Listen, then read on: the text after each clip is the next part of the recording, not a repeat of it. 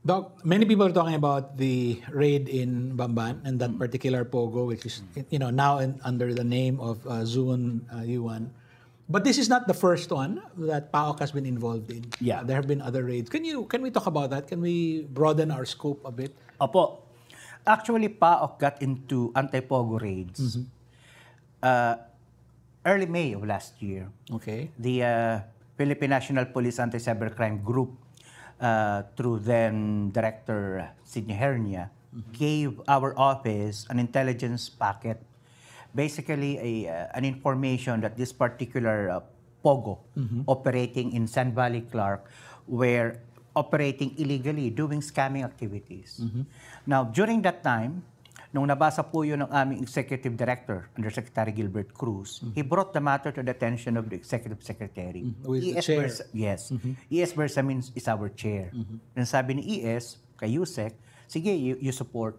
By support, meaning to say, we provided certain logistical and financial help to ACG to be able to operate against San Valley. Doon, ang tulong po namin is simply to provide legal assistance. So, kinausap namin yung mga kaibigan namin, mga prosecutors, baka matutulungan yung kumuha ng warrant. So, ganoon, then provide whatever little help we could.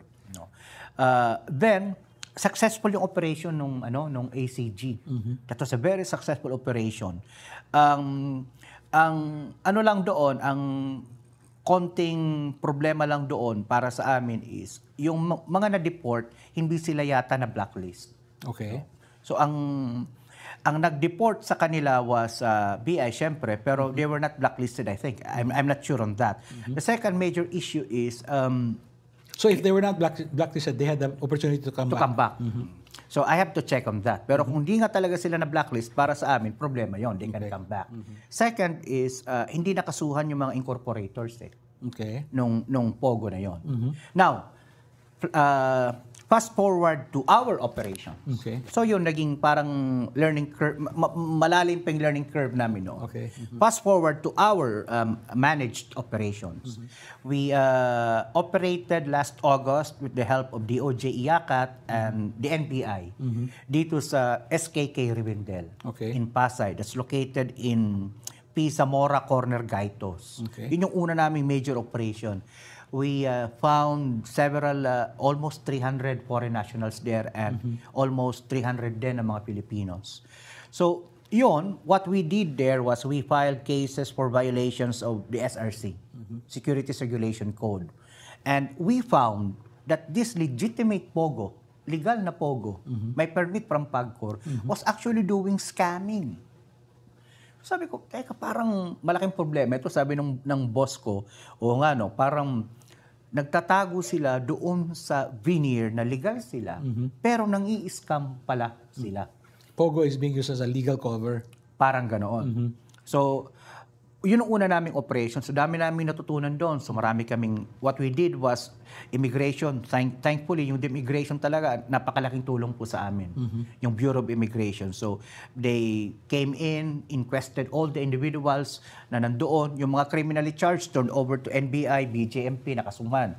Yung mga walang sapat ebidensya for criminal charges, they were inquested for immigration violation. Then, the Immigration Bureau deported them and blacklisted them. So, malaking bagay po yon. Blacklisting, hindi na makakabalik. Then, around third week of August, nakareceive naman kami ng information na merong pang isang pogo na nambubugbog at with sexual trafficking inside Pasay. Sabi namin, saan po yun? Malapit lang. Only like a few meters away from the City Hall and from our site, yung original naming na-raid, siguro mga 3 blocks lang. Ang lapit. So, a few meters from City Hall? Yeah.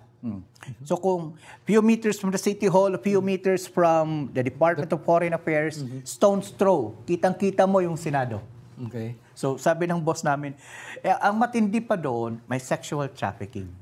At merong mga aligasyon na binubugbog yung mga foreign nationals na mga nandoon who wanted to go out. Can we say that these pogo na turn into criminal enterprises are hiding in plain sight? They are. They are hiding in plain sight. Kasi Yun nga yung na-raise ni Senator Ontiveros at saka ni Senator Gatchalian. Nare-regulate sila ng PAGCOR, pero unfortunately, si PAGCOR hindi pa siya technically competent to look beyond what is being presented to them by the POGO operators. So pagdating nila doon, 24/7 nga sila, kaya lang hindi naman nila na they don't have the technical capability to look beyond kung ano lang yung nasa home screen nung magpupugo.